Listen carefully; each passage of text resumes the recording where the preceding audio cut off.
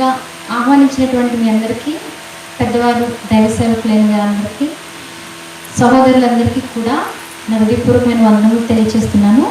విశ్వాసులైన మీ అందరికీ ప్రభువారి నామంలో నా హృదయపూర్వక వందనములు తెలియజేస్తున్నాను. ఇంత చక్కని వాతావరణాన్ని, ఇంత అద్భుతమైన అవకాశాన్ని ఇచ్చిన దేవునికి ప్రార్థన చేసుకొని మన వాక్యాన్ని ధ్యానించే ప్రయత్నం చేద్దాం. వీళ్ళు ప్రతి ఒక్కరు, ముఖ్యంగా యవ్వనస్తులు, మోకరించే ప్రయత్నం చేయండి. ప్రార్థన చేస్తున్నాము. పరిశుద్ధుడు, మహాగణుడు, మహోన్నతుడైన మా కన్న తండ్రి, మీ ఘనమైన నామములకు, మీ పవిత్రమైన ప్రేమకు, మీరు మాపై చూపిస్తున్నటువంటి అమూల్యమైన కృపకు ప్రభువైన క్రీస్తు వారి నామంలో మా హృదయపూర్వక వందనములు తండ్రి. దేవా, ఇదిగోనైనా ఈ దినమును చూడక ఎంతోమంది మరణించినప్పటికీ మమ్మల్ని సజీవులుగా ఉంచి మీ వాక్యాన్ని వినే అదృష్టాన్ని మాకు కలిగించారు. అందుని బట్టి మీ కృతజ్ఞతలు తండ్రి. తండ్రి, వాక్యాన్ని విత్తబోతూ ఉండగా ఏ విత్తనము నాయన నశించిపోక ఫలించి అభివృద్ధి పొందుటకు సహాయాన్ని దయచేయండి. చేరువచ్చిన మీ ప్రతి ఒక్క బిడ్డని జ్ఞాపకం చేసుకోనండి. ఏదో విని వెళ్ళిపోయామనే వారిలా కాక విన్నదాన్ని జీవితంలో చూపిస్తూ క్రీస్తుని వాళ్ళ మాదిరిగా జీవించడానికి సహాయాన్ని దయచేయండి తండ్రి. వాక్యాన్ని చెబుతూ ఉండగా సమయోచితమైన జ్ఞానంతో నన్ను నింపి నన్ను కనుపరుచుకొనక మిమ్మల్ని మహిమపరిచినట్లుగా నన్ను ఒక అర్హమైన పాత్రగా ఎత్తమని కోరుతూ సమస్త మహిమ ఘనత మీకే ఆరోపిస్తూ ప్రభువైన క్రీస్తు వారి నామంలో ప్రార్థనకు సమర్పిస్తున్నాను కన్న తండ్రి. మంచిదండి. నాకు ఇచ్చిన సమయాన్ని బట్టి కొన్ని మాటలు మీతో పంచుకునే ప్రయత్నం చేస్తాను.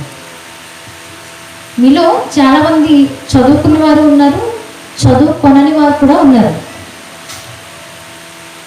చదువుకోని వారు ఆలోచించే ప్రయత్నం చేయండి. చదువుకున్న వారు నేను చెప్పే మాటలు ఉన్నాయో లేదో చూడండి.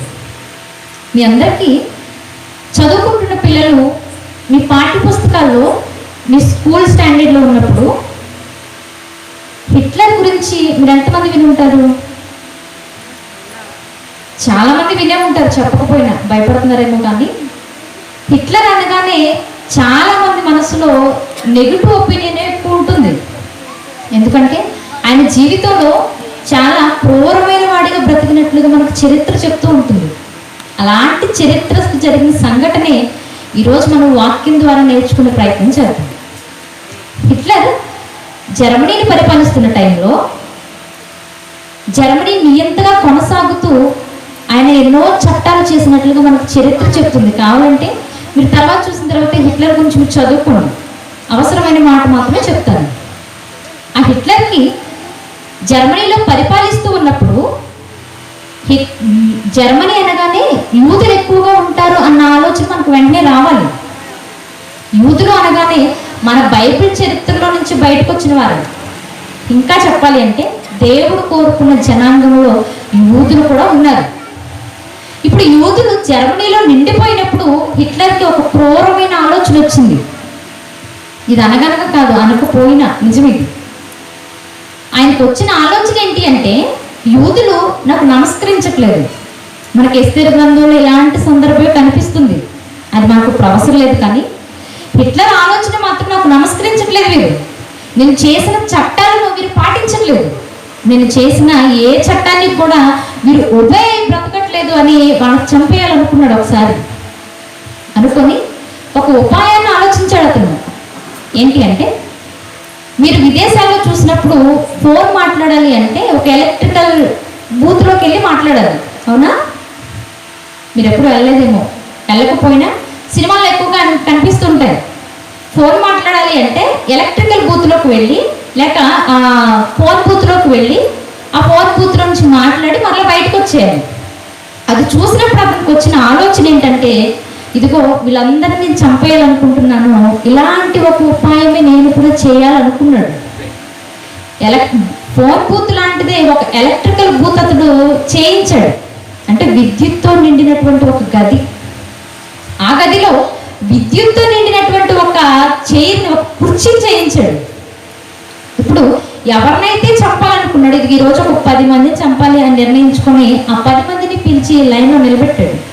నిలబెట్టి మెల్లగా ఒకరి తర్వాత ఒకరిని చంపుతూ వస్తున్నాడు. కానీ ఆ వ్యక్తికి సంతృప్తి లేకపోయింది. వాడు చనిపోతూ ఉంటే చూసి ఆనందించేవాడు. అదే రాక్షస ఆనందం అంటాం. అది కూడా సంతృప్తినివ్వలేకపోయింది. మరలా ఒక ఆలోచన చేశాడు. ఇబ్బే 10 మంది అయితే పని అవ్వట్లేదు, ఇలా ఒకే రోజు 100 మందిని చంపేయాలనుకున్నాడు. మరనాడే ఒక 100 మందిని పిలిపించి నిలబెట్టాడు. ఇప్పుడు ఆ 100 మందిలో 10 మందిని చంపుతూ ఉన్నాడు. ఆ వ్యక్తి ఎలక్ట్రికల్ ఆ బూత్లోకి వెళ్ళడం ఏంటో స్విచ్ ఆన్ చేస్తే ఆ వెళ్ళిన వ్యక్తి వెంటనే చనిపోయి బూడిద రూపంలో బయటకు వచ్చేవాడు. అది అతను వేసిన ఉపాయం. ఇలా ఒకరి తర్వాత ఒకరు చనిపోతూ ఉండగానే ఒక 40 మంది చనిపోయారు, మిగతా 60 మంది మిగిలారు. ఇప్పుడు ఆ 60 మందిలో ఒక యవ్వనస్తుడు నిలబడి బాగా ఏడుస్తున్నాడు. మరి మరణం పొందుంటే ఏడవకుండా నవ్వుతారు ఎవరైనా? ఖచ్చితంగా ఏడుస్తారు. అందులో ఒక యవ్వనస్తుడు మరింత ఏడుస్తున్నాడు. ఇప్పుడు ఆ యవ్వనస్తుని చూసిన ఒక పెద్ద ఆయన దగ్గరకు వచ్చి మాట్లాడుతున్నాడు. ఆ పెద్ద ఆయన ఎవరో కాదు, అబ్రహాం గాల్బే. అబ్రహాం అనగానే మీకు వెంటనే ఐడియా రావాలి. అబ్రహాం అనగానే మన క్రైస్తవుడు లేక బైబిల్లో చెప్పబడినటువంటి విశ్వాసులకు పితరుడు అని.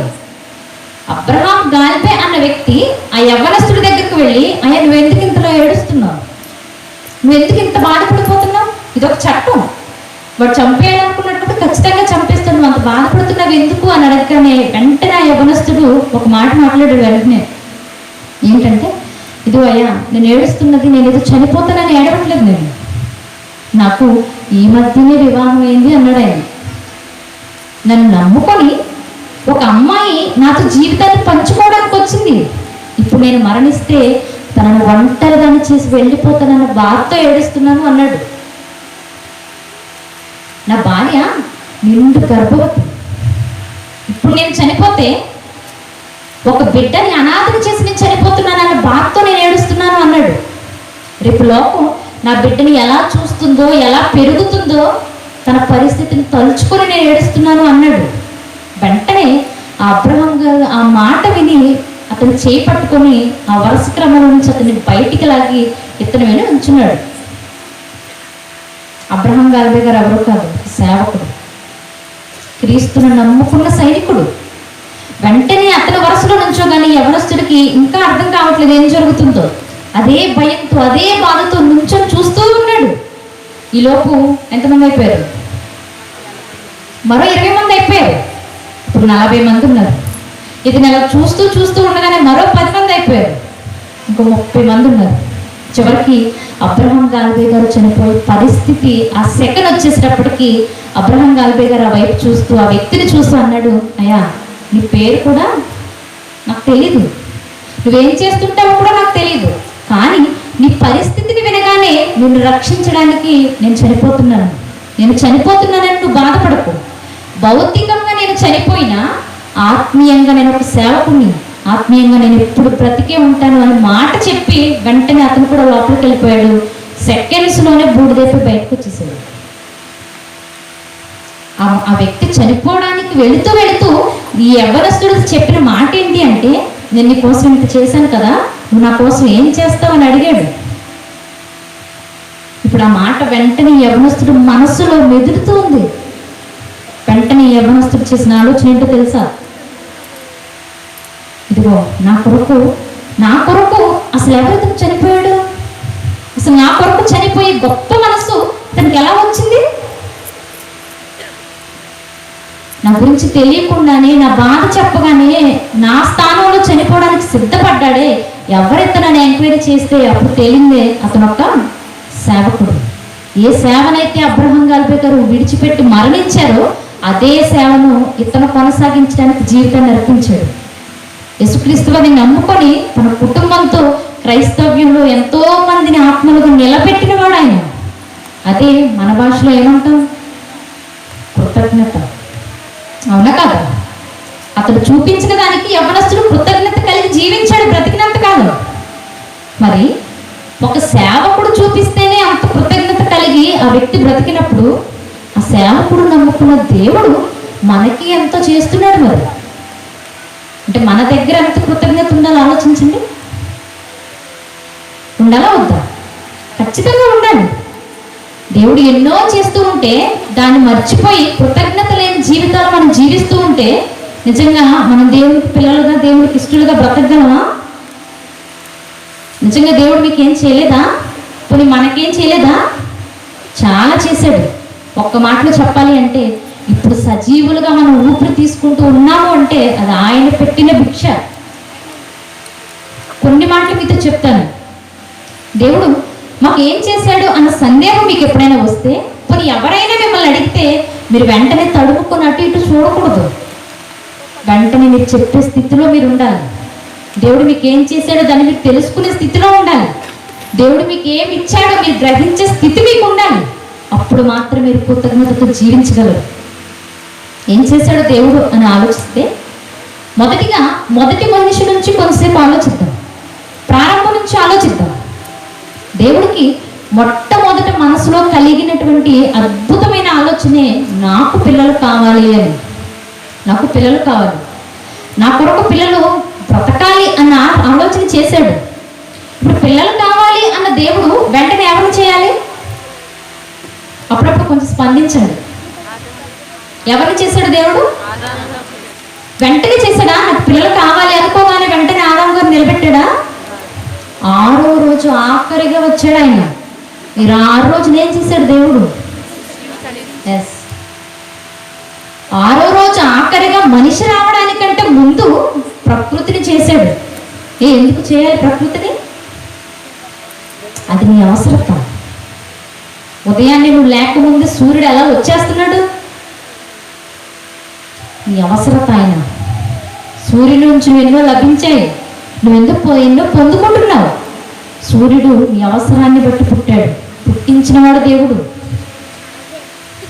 సూర్యుడు మాత్రమే కాదు, మీరు ఎవరు ప్రకృతిలో దేన్ని తీసుకున్నా అది మీ అవసరం కోసమే పుట్టింది. చెట్టు దగ్గరకు వెళ్ళి కాయని తెంపుకొని హ్యాపీగా తింటున్నారు మీరు. ఎక్కడది మీకు ఆ ఫ్రీడమ్? ఎవరిచ్చారు మీకు ఆ హక్కు? దేవుడు ఇచ్చాడు. అందుకే మత్తయ్య గారు రాస్తూ ఒక అద్భుతమైన మాట రాశారు ఆయన. చూద్దాం. మత్తయ్య గారు రాసిన సువార్త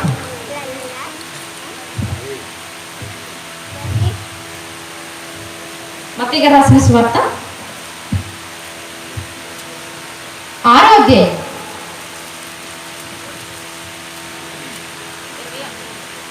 31వ వచనం. కాబట్టి ఏమి తిందుమో ఏమి త్రాగుదుమో అని చింతింపకుడి. అన్యజనులు అందరూ చూడాలి. ఇవన్నీ మీకు కావాలనని మీ పరలోకపు తండ్రికి తెలియను. ఎప్పుడు తెలియను? పుట్టక ముందే. నీకేం కావాలో, నువ్వేం తినాలో, నువ్వేం ధరించుకోవాలో అవన్నీ దేవుడికి ముందే తెలుసు. నా కుమారుడు భూమి మీద పుట్టిన తర్వాత తినడానికి ఆలోచించకూడదు. నా పిల్లలు భూమి మీద పుట్టిన తర్వాత కట్టుకోవడానికి ఆలోచించకూడదు. ఉండటానికి ఆలోచించుకోకూడదు. నా పిల్లల అవసరాలు అన్నీ కూడా ముందే నేను తీర్చాలి అనుకున్నాడు. తల్లిదండ్రులు కూడా చూడండి, పిల్లలు చిన్న వయసులో ఉండగానే పెళ్లి వరకు ఆలోచించేస్తారు. పడుకుంటే ప్రేమ అది. అదే ప్రేమ అనుకుంటే మరి దేవుడు నువ్వు భూమి మీద బ్రతికేంత వరకు నీకు కావాల్సింది ఆలోచించాడు. మరి దాన్ని ఏమనాలి? వర్ణించలేని ప్రేమ. అంత ప్రేమించాడు. దానికి కృతజ్ఞతగా ఈరోజు మనం ఏం చేస్తున్నాం? మీరేం చేస్తున్నారు? పోనీ సరే, ఇది వద్దనుకున్నాం. ఇంకో మాట చూద్దాం. దేవుడు అన్ని పుట్టించిన తర్వాత, మనిషిని పుట్టించిన తర్వాత కూడా ఏదో లేని వదిలేను. మనిషికి ఒక స్పెషల్ స్టేటస్ని ఇచ్చాడు. ప్రత్యేకమైన హోదాని ఇచ్చాడు. ఏంటో తెలుసా? ఏదేను వనంలోకి రాజు ఎవరు అంటే ఆదాము గారే. ఎవరు లేరు. ఆదాము, నువ్వు ప్రతిదాన్ని హ్యాపీగా తిను, ప్రతిదాన్ని తీసుకో, భూమి నువ్వు ఏలు అని చెప్పాడు. ఏలిక అన్నది రాజులు చేసేవారు, మనుషుల చేత కాదు అది. అంటే ప్రతిదాన్ని ఏలికగా, నువ్వు ప్రతిదాన్ని ఏలు అని ఒక అద్భుతమైన స్థాయిని ఇచ్చాడు దేవుడు. స్పెషల్ స్టేటస్ని. ఈరోజు ఒక హోదా వచ్చి కొంచెం సంపాదించే స్టేజ్లో ఉండాలి అంటే బోల్డ్ అంత చదువు ఉండాలి, పేరు పక్కన ఒక 5-6 డిగ్రీలు ఉండాలి. ఇవన్నీ లేకపోతే అసలు మన మొహం ఎవరో చూడరు, ఎవరో గౌరవించరు కూడా. నిజమా కాదా? ఖచ్చితంగా. కానీ ఆదాము గారికి ఆ బాధ లేదు. ప్రకృతి మీద అధికారిగా ఉంచాడు, ప్రతిదాని మీద ఏలికగా ఉంచాడు. ఒక రాజు హోదాలో ఉన్నాడు ఆదాము. అది కృతజ్ఞత. ఈరోజు మనకు కూడా ఉంది ఇదే హోదా. ప్రకృతిలో ప్రతి దాన్ని హ్యాపీగా అనుభవిస్తున్నాం. మీరు ఊపిరి పీల్చుకున్నందుకు 1 కోటి రూపాయలు మీరు కట్టాలంటే కడతారా? మీ ఆరోగ్యం బాగా మీకు హాస్పిటల్లో చేర్చారనుకోండి, ఆక్సిజన్ పెట్టినందుకు మీరు డబ్బులు తీసుకుంటారా ఫ్రీగానే పంపిస్తారా? కార్పొరేట్ లేదా ప్రైవేట్ హాస్పిటల్స్లో మీకు ఆరోగ్యం బాగాలేదనుకోండి, ఐసీయూలో పెట్టి బాగా సీరియస్ సిచ్యువేషన్లో ఉండిపోయారు. బయటికి రాగానే హ్యాపీగా చూసుకున్నాండి, ఆరోగ్యం జాగ్రత్తగా వెళ్ళండి అని పంపిస్తారా? ఇల్లు కట్టాలి అక్కడ. దేనికి? ఆక్సిజన్ పెట్టినందుకు. మరి పుట్టిన దగ్గర నుంచి పీల్చుకున్నావా? మరి దేవుడికి ఎంత చెల్లిస్తున్నావు? దేవుడు ఏం తీసుకుంటున్నాడు నీ దగ్గర? ఆలోచించాలి ఇవన్నీ. ఊపిరి తీసుకుంటున్నప్పుడు కూడా దేవుడు నాకు ఇచ్చిందన్న భావనతో పీల్చుకోవాలి. అంత గొప్ప మనసు ఉండాలి క్రైస్తవుడిగా. ఈరోజు మనకు లేదెక్కడ, వెతుక్కోవాల్సి వస్తుంది. ఇంత గొప్ప స్పెషల్ స్టేటస్ని మనకి ఇచ్చాడు, ప్రత్యేకమైన హోదాని ఇచ్చాడు. ఒకసారి ఆలోచించండి, ఎందుకు ఇచ్చాడు మనకు ఆ హోదా? ప్రకృతిని చూడండి. ప్రకృతిలో ప్రతిదీ మనకంటే చాలా శక్తి కలిగింది. సూర్యుడు డైరెక్ట్గా చూడగలరు మీరు ఎవరైనా? నేను కూడా చూడలేను. ఎందుకంటే ఆ వేడికి మన కనుదృష్టి తట్టుకోలేదు. అంటే మనకంటే సూర్యుడు చాలా శక్తి కలిగినవాడు. ప్రకృతిలో ప్రతిదీ, భూకంపం వస్తే మనం నిలబడలేము. ఎందుకు? దానికి ఉన్న శక్తి ఈరోజు మనకు లేదు. అంటే ప్రకృతిలో ప్రతిదీ మనకన్నా శక్తి కలిగింది. అయినప్పటికీ దాని మీద మనలో రాజుగా, ఒక అధికారిగా, ఒక గొప్ప సృష్టిగా నిలబెట్టాడు అంటే నిజంగా అది అద్భుతం కాదా? ఎందుకు ఇచ్చాడు మనకు స్పెషల్ స్టేటస్? ఎందుకు ఇచ్చాడు మనకు ఆ హోదా? మనం ఇది గొప్పవానా? మనం ఇది బాగా అమ్ముకున్నామన్నా? మరి ఎందుకు ఇచ్చాడు? ఎందుకో తెలుసా? నీతో ఉండాలన్న కోరిక. నా పిల్లలకు నేను ఎందుకు ఇంత ప్రాధాన్యతని ఇస్తున్నానంటే, నా పిల్లలు నాతో ఉండాలి, నేను వాళ్ళతో ఉండాలి, మా మధ్య సహవాసం ఉండాలి అని ఇచ్చాడు. ఒక మాట మనం చూస్తే, ఇజ్రాయేలీ జనాంగంతో ఆయన మాట్లాడుతూ, ఇదిగో నేను పరిశుద్ధుడు, మీరు కూడా ఎలా ఉండాలి? పరిశుద్ధ. బాగా చెప్తున్నారు, రెఫరెన్స్ చెప్పండి.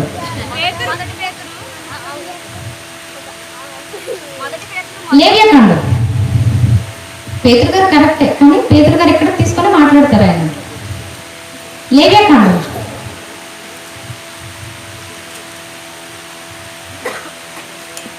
లేవ్యకాండం 11వ అధ్యాయం 44వ వచనం. నేను మీ దేవుడైన యెహోవాను, నేను పరిశుద్ధుడను కనుక మీరు పరిశుద్ధులై ఉండినట్లు మిమ్మల్ని మీరు పరిశుద్ధపరుచుకొనవలెను. చాలు. ఎందుకు నీకు ఈ స్టేటస్ అంటే, దేవుడు నీతో ఉండాలనుకుంటున్నాడు. ఎప్పుడు ఉంటాడు అంటే, ఆయన ఎలా అయితే పరిశుద్ధంగా పవిత్రంగా ఉన్నాడో నీ జీవితం కూడా అలా ఉన్నప్పుడే దేవుడు నీతో ఉంటాడు. ఈరోజు మీ అందరికీ మీరే ఆత్మవిమర్శ చేసుకోండి. ఈరోజు దేవుడు నాతో ఉన్నాడా? ఈరోజు దేవుడితో నేను సహవాసం చేస్తున్నానా? దేవుడికున్న పరిశుద్ధత నన్ను కూడా ఉండదని చెప్పాడు. ఈరోజు నాకుందా అన్న ఒక ఆలోచన చేసుకోండి, మీకు అర్థమైపోద్ది. ఎలా అయిపోయింది ఆనాడు సమాజం అంటే, ఇశ్రాయేలీలు మామూలుగా శారీరక వ్యభిచారమే కాదు, ఆత్మ వ్యభిచారంలో పడిపోయారు. వాళ్ళు దేవుణ్ణి కూడా కాదనుకొని లోక సంబంధమైన వాటిలో లోకాలతో కలిసిపోయి, లోకస్తులు ఎవరో, ఇశ్రాయేలు జనాంగం ఎవరో తెలియకుండా మారిపోయారు. అలాంటప్పుడు దేవుడు వాళ్ళతో ఎలా ఉంటాడు? ఇదే సిచ్యువేషన్లో మనం ఉంటే మనతో ఎలా ఉంటాడు? లోకస్తులుగా మనం బ్రతుకుతుంటే దేవుడు మనతో ఎలా ఉంటాడు? ఉండడు. పౌలు గారు మాట్లాడుతూ, ఆనాడు ఇశ్రాయేలీలే కాదు, పౌలు గారు పత్రికను రాసి లేక క్రీస్తు వారు వచ్చేంత వరకు మనుషుల ప్రవర్తన లేక మనుషుల స్థితి ఎలా ఉందో పౌలు గారు ఒక్క మాటలో తేల్చి చెప్పేశారు. ఆయన చూద్దాం ఒకసారి. రోమిలికి రాసిన పత్రిక, రోమిలికి రాసిన పత్రిక 3వ అధ్యాయం, రోమిలికి రాసిన పత్రిక 3వ అధ్యాయము 11వ వచనం. నీతిమంతుడు లేడు, ఒక్కడను లేడు, గ్రహింపువాడెవడనూ లేడు, దేవుని వెతుకువాడెవడనూ లేడు, అందరూ అందరా కొందరా? అందరూ త్రోవ తప్పి ఏకముగా. చాలిక ఆ మాట చదివితే కూడా బాగోదు. ఇంకా 23వ వచనంలో అద్భుతమైన మాట అంటాడు ఆయనే, ఏ భేదము లేదు, అందరూ పాపం చేసి దేవుడు అనుగ్రహించి మహిమను పొందలేకపోతున్నారు. అందరూ పాపం చేశారు. క్యాస్ట్ ఫీలింగ్ లేదు ఇందులో, డబ్బు నుండి పేదవాళ్ళలో తేడా లేదు ఇందులో. పాపం విషయంలో అందరూ ఒక్కటే, అందరూ పడిపోయారు. ఒకళ్ళు డబ్బును చూసి పడిపోతే ఇంకొకడు అమ్మాయి చూసి పడిపోతున్నాడు. ఒకళ్ళు అందం చూసి పడిపోతే ఇంకొకళ్ళు అబ్బాయి చూసి పడిపోతున్నారు. దేనిలో తీసుకున్నా పాపం అన్న ఒక సర్టిఫికెటే వస్తుంది ఎవరిని చూసినా. ఇంకా అలాంటప్పుడు దేవుడికి నివాస స్థానం ఏది? మనలో దేవుడికి ఎక్కడిచ్చాం మనం చోటు? ఎక్కడిస్తున్నాం? అందుకే ఆ స్థితిలో ఉన్నప్పుడు దేవుడు చిచి పిల్లలు నా కొద్దిక పాపంలో పడిపోయిన పిల్లలు నాకెందుకు అనుకోలే. అది ఆయన గొప్పతనం. ఏమనుకున్నాడో తెలుసా? యోహాను గారు సువార్తను రాస్తూ ఒక మాట తెలియచేశారు, దేవుడు లోకమును ఎంత ఎంత ఎంత ఎంతో, ఇంత కాదు ఇంత కాదు, ఎంతో ప్రేమించింది. ఎంతో అన్న మాటకి నిజంగా వర్ణించలేము ఆ మాట. బహుశా దేవుడు కూడా నా పిల్లలు నేను ఎంత ప్రేమించాను అని చెప్పలేకే నేను ఎంతో ప్రేమించాను యోహాను అని మాట్లాడి ఉంటారేమో. ఎంతో ప్రేమించను. పాపం చేసినప్పుడు అసహించుకోవాలి కదా, మరి ఇశ్రాయేలుని చంపేశాడు కదని అంటారేమో. అప్పుడప్పుడు దెబ్బలు పడతాయి, ఆ దెబ్బలు మంచికే పడతాయి. తల్లిదండ్రులు కూడా పిల్లల్ని అప్పుడప్పుడు కొడతారు. ఏ పగుడు కొడతారా? బాగుపడాలని కొడతారు, తప్పు సరిదిద్దుకోవాలని కొడతారు. దేవుడు కూడా అంతే, అసహించుకోవాలి. పాపంలో పడిపోయారా? ప్రేమించాను కదా, మళ్ళా నిలబెట్టుకుంటాను. పాపలుగా మిగిలిపోతున్నారా? మిగిలిలేవనలా మళ్ళా నా దగ్గరికి తెచ్చుకునే ప్రయత్నం చేస్తాను అనుకున్నాడు. నిజంగా ప్రపంచంలో ఏ వ్యక్తి కాదు, అసలు ఎవ్వరూ చేయలేని గొప్ప పని చేశాడు ఆయన. ఏంటో తెలుసా? ప్రియ కుమారుని లోకానికి పంపించాడు. ఎందుకు పంపించాడు? మీ పిల్లలు ఆర్మీలో చేరితే చనిపోతారండి అని మీకు ముందే తెలుసు అనుకోండి, చేరుస్తారా? మీరు చేరుస్తారా? ఒప్పుకోదు మనసు. కానీ దేవుడు లోకంలోకి వెళ్ళిన కుమారుడు చనిపోతాడు అని తెలిసినా పంపించాడు. యేసు నువ్వు లోకానికి వెళ్ళాలి, ప్రజలను కాపాడడానికి, వారి పాపాల నుండి వాళ్ళని విముక్తులు చేయడానికి నువ్వేమవ్వాలి? చనిపోవాలి. ప్రేమించిన దేవుడే నువ్వు చనిపోవాలి అని మాట మాట్లాడాడంటే బాధ కాదా అది? నీకోసమా? పాపిగా మిగిలిపోయిన మన కోసమా ఆ పరిశుద్ధిని చంపేయాలనుకున్నాడు దేవుడు? అంటే యేసుక్రీస్తు వారి కంటే నేను ఎక్కువగా ప్రేమించాడు అన్న విషయం నీకు అర్థం కాలేదా? ఆ మాట చదివినప్పుడు అర్థం కావాలి మనకు. యేసుక్రీస్తు వారిని చంపేశాడు మన కోసం. పౌలు గారు రాస్తూ నిజంగా అద్భుతమైన శైలితో రాస్తారు ఆయన. చూద్దాం ఒకసారి. కొరింథీయులకు రాసిన పత్రిక, 2వ పత్రిక, కొరింథీయులకు రాసిన 2వ పత్రిక 5వ అధ్యాయం చివరి వచ్చిన 21వ వచ్చిన. అదే, ఎందుకనగా మనం ఆయన యందు దేవుని నీతి అగునట్లు పాపమెరుగని ఆయనను మన కోసము పాపముగా చేశాను. ఎంతమందికి అర్థమైంది మాట? నిజం చెప్పండి. మనము దేవుని నీతి అగునట్లు పాపమెరుగని ఆయనను మన కోసం ఏం చేశాం? పాపిగా చేశాం. అంటే మనం నీతిమంతులం అవ్వడానికి ఒక పరిశుద్ధుడిని ఏం చేసాం? మనం పాపిగా చేసాం. ఎలా కుదురుద్ది? ఇది కుదురుద్దా? ఎలా కుదిరింది యేసుక్రీస్తు వారి దగ్గర? మరి పాపం చేసింది మనం, దొంగతనం చేసింది మనం, వ్యభిచారం చేసింది మనమే. అలాంటి మన పాపాలు మనకి తగలకుండా యేసుక్రీస్తు వారి మీద ఎలా పడ్డాయి?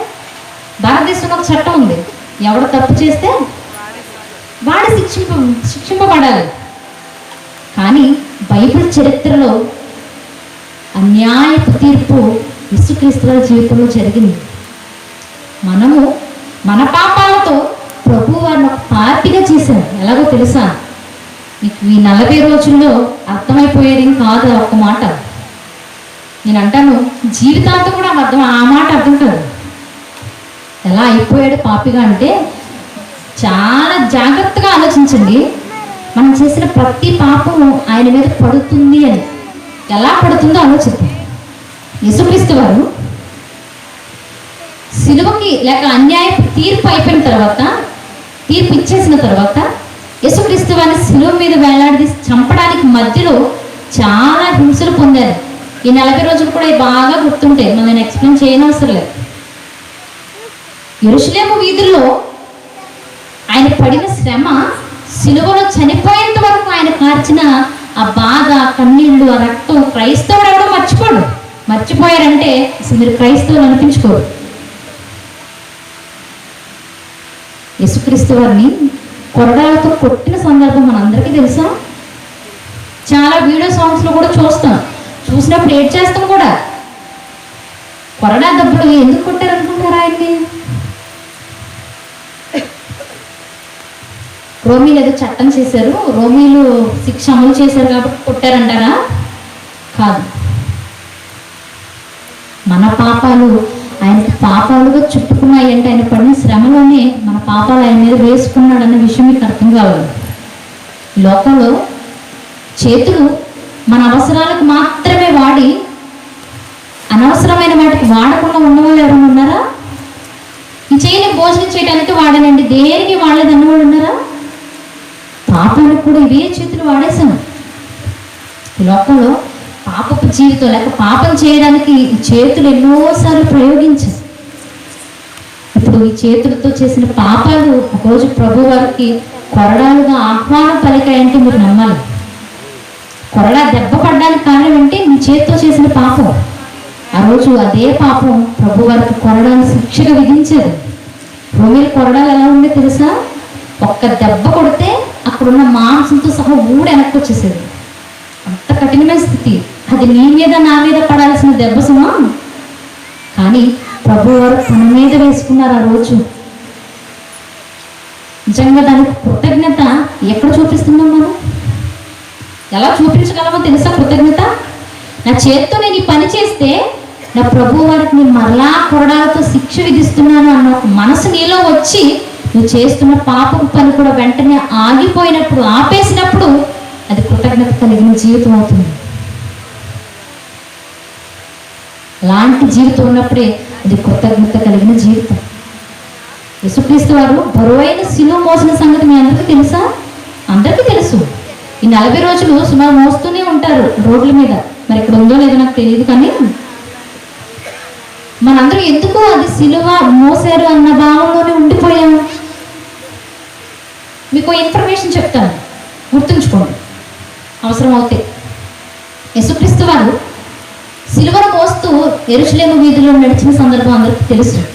ఆ సిలువ బరువు ఎంతో తెలుసు? సుమారు 150 కేజీలు. యేసుక్రీస్తు వారి బరువు అప్పటికే ఆహారం లేక చెమట కూడా రక్త రూపంలో బయటకు వచ్చేసిన తర్వాత ఆయన ఉన్న బరువు 85 కేజీలు మాత్రమే.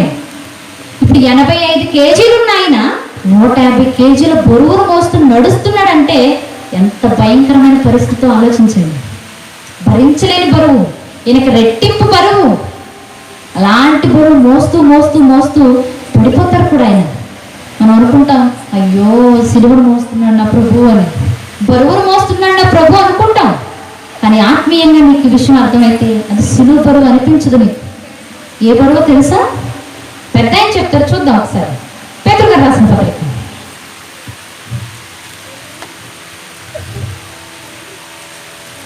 పేతురు గారు రాసిన మొదటి పత్రిక 2వ అధ్యాయం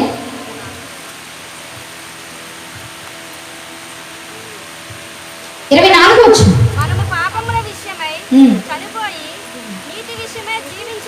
నీతి విషయమై జీవించినట్లు ఆయన తానే తన శరీరమందు మన పాపములను మ్రాను మీద మోసుకొని పోయాను. చాలు. ఇప్పుడు ఆయన మోస్తున్న మాను మీద ఉన్నది ఏంటి? చెక్క బరువు, మన పాపాల బరువు. అంటే ప్రభువారు కూడా మోయలేనంత రెట్టింపు పాపాల బరువు అన్నమాట. పరిశుద్ధుడు కూడా పాపిగా మారిపోయాడు అంటే ఇలానే. పాపాల బరువును మోస్తూ ముందుకెళ్తూ ఉన్నాడు. భరించలేని బరువు కేజీలు పక్కన పెట్టండి, యేసుక్రీస్తు వారి కంటే రెట్టింపు పాపాల బరువు మోస్తున్నాడు ఆయన. మోస్తూ మోస్తూ కూడా 3 సార్లు పడిపోయారట. బహుశా నేను అనుకుంటాను, మొదటిసారి పడిపోయినప్పుడు నాకు ఎందుకు లేదని వదిలేయచ్చు, కానీ వదిలేదు. రెండోసారి పడిపోయినప్పుడు ఇక నేను మొయ్యలేను, నా వల్ల కాదని వదిలేయచ్చు, వదిలేదు. ఎందుకో తెలుసా? నేను కాకపోతే నా పిల్లలకు రక్షణ ఎవరిస్తారు అనుకున్నారు ఆయన. ఏది ఏమైనా నా పిల్లల్ని రక్షించడానికి నేను వచ్చాను, నా జీవితం అంతా నా పిల్లల కొరకు రక్షించడానికి అనుకున్నారు. కాబట్టి మరలా ఆ పాపపు బరువుని తీసి భుజాల మీద వేసుకోవడానికి ఇష్టపడ్డారు. పాపపు బరువుని తీసి మరలా ఎత్తుకోవడానికి ఇష్టపడ్డాడు ఆయన. ఈరోజు దానికి కృతజ్ఞతగా మనం ఏం చేస్తున్నాం? నిజంగా ఏం చేయాలో తెలుసా? యేసుక్రీస్తు వారు బ్రతుకున్నప్పుడు ఒక మాట చెప్పారు. ఏంటో తెలుసా? ఎవడైనా నన్ను వెంబడించాలి అంటే తన సిలువనెత్తుకుని వెంబడించాలి. సిలువెత్తుకోవాలి. సిలువెత్తుకోవాలంటే ఒక చెక్కను సిలువ చేసుకుని భుజాల మీద మోసుకుంటూ తిరగమని కాదు. సిలువ అన్నది స్వార్థకు సూచన. స్వార్థనెత్తుకొని జీవించాలి నువ్వు, స్వార్థనెత్తుకొని క్రీస్తుని వెంబడించాలి నువ్వు. కానీ ఈరోజు మనకుందా ఆ భారం? పాపపు బరువు ఎత్తుకోవడానికి ఆయన ఇష్టపడితే స్వార్థ బరువు ఎత్తుకోవడానికి ఈరోజు నువ్వు కష్టపడుతున్నావు. పాపాన్ని కూడా మోయాలని ఆయన ఆసక్తితో పాపాన్ని తీయడానికి భుజాల మీద మరలా వేసుకుంటే స్వార్థను మోయడానికి నీకెందుకు అంత కష్టమైపోతుంది? స్వార్థను మోయడం అనేది, స్వార్థను ప్రకటించడం అనేది బాధ కదది, బాధ్యత. అది దేవుడిచ్చిన గొప్ప వరం. ఎందుకు పోగొట్టుకుంటున్నాం మనం? ఏది కృతజ్ఞత మన దగ్గర? ఇప్పుడు ఇంకా ఆలోచిద్దాం, మరో 10 నిమిషాలు ఆలోచిద్దాం. యేసుక్రీస్తు వారు నడుస్తూ ఉండగానే కాదు, యేసుక్రీస్తు వారిని చంపడానికంటే ముందు ముళ్ళ కిరీటం పెట్టారు ఆయనకు. అవునా? ఆ ముళ్ళు ఎలాంటివి అంటే, ఇక ఒకసారి దిగింది అంటే అక్కడున్న ప్లేస్ మొత్తం కూడా ఇక పనిచేయదు.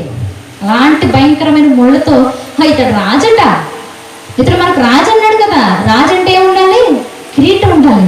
ఇప్పుడు మనం ముళ్ళతోనే కిరీటం చేసి ఈ కనపడని రాజుకి, వింతైన రాజుకి ఒక కిరీటం పెడదామని ముళ్ళ కిరీటం పెట్టారు. వాళ్ళు హేళనగా పెట్టుండొచ్చు, వెటకారంగా వాళ్ళు పెట్టుండొచ్చు. కానీ ఆ సందర్భాన్ని చదువుతున్న క్రైస్తవుడిగా నీకు అర్థం అవ్వాల్సింది ఏంటో తెలుసా? నా ప్రభువుకి ఎందుకు ఆ శిలువ? నా ప్రభువుకి ఎందుకు ఆ ముళ్ళ కిరీటం? నా ప్రభువు ఎందుకు అంత బాధ? నాకోసమే కదా. నీకు వచ్చే ఆన్సరే, నేను ఏ ఆలోచనలు అయితే, దరిద్రమైన ఆలోచనలు ఏ అయితే చేశానో అవే ఆలోచనలు ఒకానొక రోజు ప్రభు తనలో బలమైన గాయాలుగా గుచ్చుకున్నాయన్న ఆలోచన రావాలి. ఇక్కడ వరకు వచ్చాను కాబట్టి ఒక మాట చెప్తాను. టీనేజ్ పిల్లలు, నా ఏజ్ ఉన్నవాళ్ళు ఎన్నింటి పడుకుంటారు? 10, 9, 8 ఆ టైంకి పడుకుంటారు మీరు. మరి నా మొహం చూస్తున్నారు, ఆ టైంకి పడుకోరు మీరు. 10ంటికి బెడ్డ మీదకి ఎక్కితే నువ్వు కళ్ళు మూసి నిద్రలోకి వెళ్ళడానికి 2 అవుద్ది, 1 గంట దాటుద్ది, ఎట్లీస్ట్ 12 అయితే దాటుద్ది. ఏం చేస్తున్నావు ఆ టైం వరకు? ఆలోచనలు అడ్డు అడుపు లేకుండా వచ్చేస్తే ఆలోచనలు. ఎందుకు ఇస్తున్నావు నువ్వు పర్మిషన్? ఎందుకు ఆలోచిస్తున్నావు? తల్లిదండ్రులు చూడండి, దుప్పటి కప్పుకున్న పిల్లలు కళ్ళు మూసారో లేదో చూడండి, పడుకోరు. ఆలోచనలు భయంకరమైన ఆలోచనలు. దేవుని ఆజ్ఞను కూడా మీరే ఆలోచిస్తూ ఉన్నప్పుడు మీకు వెంటనే ఒక ఆలోచన రావాలి. నేను ఈ ఆలోచన చేస్తే నా ప్రభు తలకు బలమైన గాయం చేస్తాను, నేను ఇలా ఆలోచించడం వలన నా తండ్రికి నేను బలమైన గాయం చేస్తాను, లేక నాకు యేసుక్రీస్తు వారికి నేను బలమైన గాయం చేస్తున్నాను అన్న ఆలోచన మీకు వస్తే వెంటనే చెత్త ఆలోచన మీ బుర్రలోకి ఎక్కువ. అది కృతజ్ఞత కలిగిన జీవితం. పిల్లలే కాదు, పెద్దవాళ్ళు అనలేక పిల్లలు అంటాను అంతే. అది కృతజ్ఞత కలిగిన జీవితాలంటే. యేసుక్రీస్తు వారి కాళ్ళకు చేతులకు బలమైన మేకులు 8 అంగుళాలట. అప్పట్లో బలమైనవి మళ్ళీ అవి గుచ్చుకొని ప్రభు వారి రక్తం అంతా కారిపోతుంది. దానికి కారణం నువ్వు నేనే. ఏది కృతజ్ఞత? మరి యవ్వనుడు నిజంగా అబ్రహాం గారి గారు చనిపోతే దానికి కృతజ్ఞత కలిగి జీవితాంతం అతడు ఏ పని అయితే ఏ సేవ అయితే చేశాడో అదే సేవ చేశాడు ఈయన కూడా. మరి రోజు నువ్వు పుట్టడానికి ముందే నీ ప్రతి అవసరత తీర్చాడే. పోనీ నువ్వు పుట్టిన తర్వాత నీ అవసరతను నువ్వు ఉపయోగించుకొని నీకు ఇచ్చిన వెసులుబాటుని బట్టి పాపంలో పడిపోయినప్పుడు ఎందుకు ఈ పిల్లలను వదిలేకుండా మరలా పరిశుద్ధపరచడానికి లోకానికి వచ్చి చనిపోయాడే. ఏది కృతజ్ఞత మన దగ్గర? ఆ యవ్వనస్తుడు కొన్న కృతజ్ఞత ఈరోజు మనకు లేదా? ఎవరో తెలియని వ్యక్తి కోసం అంత కృతజ్ఞత కలిగి జీవిస్తే నీ తండ్రి దేవుడని తెలిసి కూడా కృతజ్ఞత జీవించలేకపోతే ఎలా? మెచ్చుకుంటాడా దేవుడు? ఏమి ఇవ్వగలవు అలాంటి ఆయనకు? అలాంటి గొప్ప దేవునికి ఈరోజు నువ్వు నేను ఏమి ఇవ్వగలవు? భక్తుడు మాట్లాడుతూ అయ్యా ఏమి ఇవ్వగలను నీకు? పొట్టేళ్ళనా, కోడెళ్ళనా, ఏమి ఇవ్వగలను నీకు? ఏమిచ్చినా సరిపోదు అన్నాడు. నిజంగానే దేవునికి ఏమిచ్చినా సరిపోదు మనకు. నువ్వెంత ఇచ్చినా ఆయన ఇచ్చిన దానిలో 10%లో 1% కూడా రాదు. అది ఏమి ఇవ్వగలవు నువ్వు దేవునికి అంటే నిన్నే. యేసుక్రీస్తు వారు తను మరణించడానికి తానే మరణానికి అప్పగించుకున్నాడు. తనంతట తానే మరణానికి అప్పగించుకున్నాడు నిన్ను బ్రతికించడానికి. ఈరోజు నువ్వే నీ అంతట నువ్వే ప్రభు కొరకు జీవించడానికి నువ్వు సమర్పించుకోలేవు దేవునికి. నీ జీవితాలు లేక మన జీవితాలు ఇప్పుడు మనం బ్రతుకుతున్న ఈ జీవితము దేవుడు మనకు పెట్టిన భిక్ష. అలాంటి జీవితాన్ని మరలా దేవునికి ఇవ్వడానికి ఎందుకు వెనకడు చేస్తున్నావు? ఎందుకు ఆలోచిస్తున్నావు? ఎందుకు నిర్లక్ష్యం చేస్తున్నావు? ఎందుకు లేట్ చేస్తున్నావు? యేసుక్రీస్తు వారు రెండో రాకడైతే లేక మరణించడం జరిగితే నిజంగా కృతజ్ఞత కలిగి జీవించలేకపోయాను అని తర్వాత నువ్వు బాధపడ్డా ఉపయోగం ఉండదు. చేతులు కాలంతటా ఆకులు పట్టుకున్నట్లు అవుద్ది. సమయం ఉండగానే మన బ్రతుకులు మార్చుకోవాలి. సమయం ఉండగానే దేవుడు గొప్పతనాన్ని తెలుసుకోవాలి. సమయం ఉండగానే ఇల్లు చక్కగా నిద్రపోతున్నారా? ఇంకో ప్రసంగం ఉంది, మన నిద్రపోతే కష్టం. కృతజ్ఞత అనేది ఈరోజు మనందరి జీవితాల్లో ఖచ్చితంగా ఉండాల్సిన అద్భుతమైన లక్షణం. ఈరోజు కృతజ్ఞత లేకపోతే ఒకానొక రోజున నీ కొరకు మరణించిన యేసుక్రీస్తు వారిని నువ్వు చూడవు, చాలా మిస్ అయిపోతావు. కాబట్టి ప్రతి ఒక్కరూ ఏదో విని విడిచిపెట్టే వల్ల కాకుండా నిజంగా ప్రభు వారి త్యాగాలకు తగిన జీవితాలు జీవించండి. అప్పుడే మన జీవితాలకు సార్థకత. మీరు ప్రతి ఒక్కటి ఆలోచిస్తారని నమ్ముతూ ఉన్నాను. ప్రార్థన చేసుకుందాము.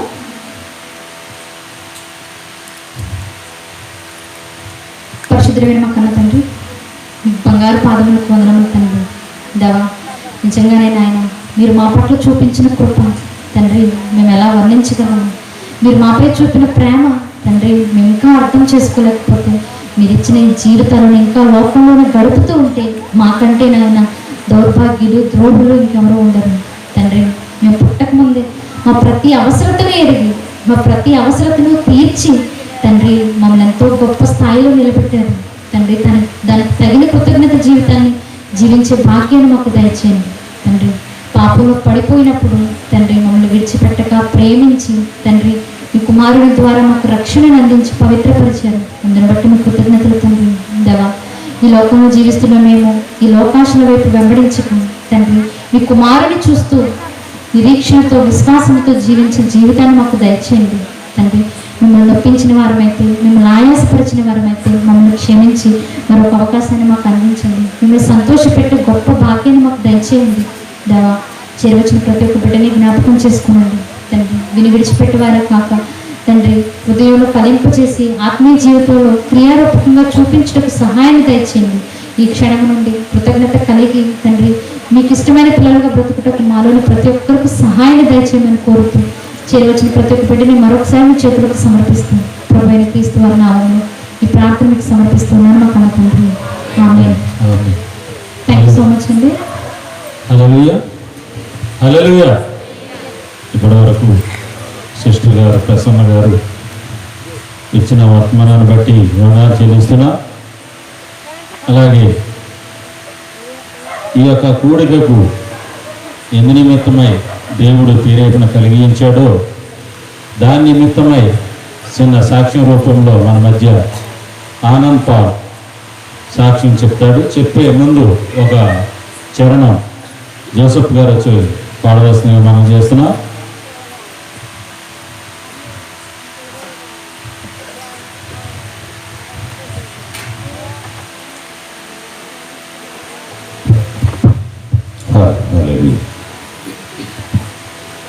దేవుని స్తోత్రములు. మీ అందరికీ వందనములు.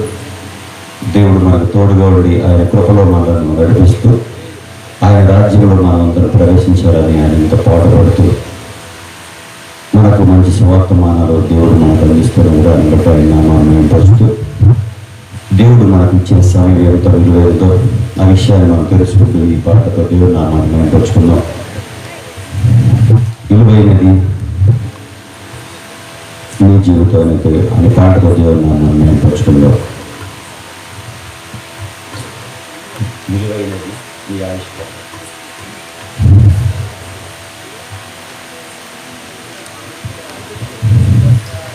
విలువైనది నీ ఆయుష్కాలం, తిరిగి రానిది దేవుడు నీకిచ్చిన కాలం. విలువైనది నీ ఆయుష్కాలం, తిరిగి రానిది దేవుడు నీకిచ్చిన కాలం. దేవునితో ఉండుటకు బహు దీర్ఘకాలం, దేవునితో పెంచవా ఈ స్వల్పకాలం.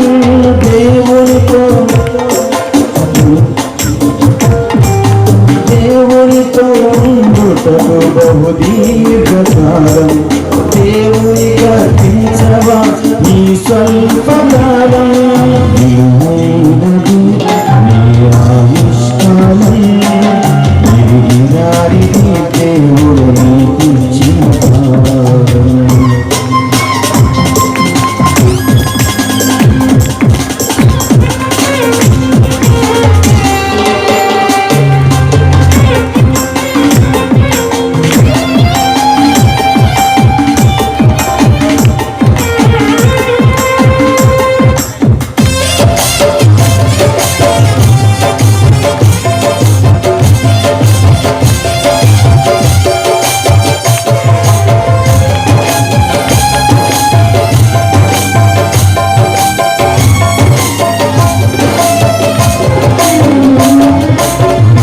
సగటు జీవితం 70 సంవత్సరం, అధిక బలము ఉన్న ఎడల 10 సంవత్సరం.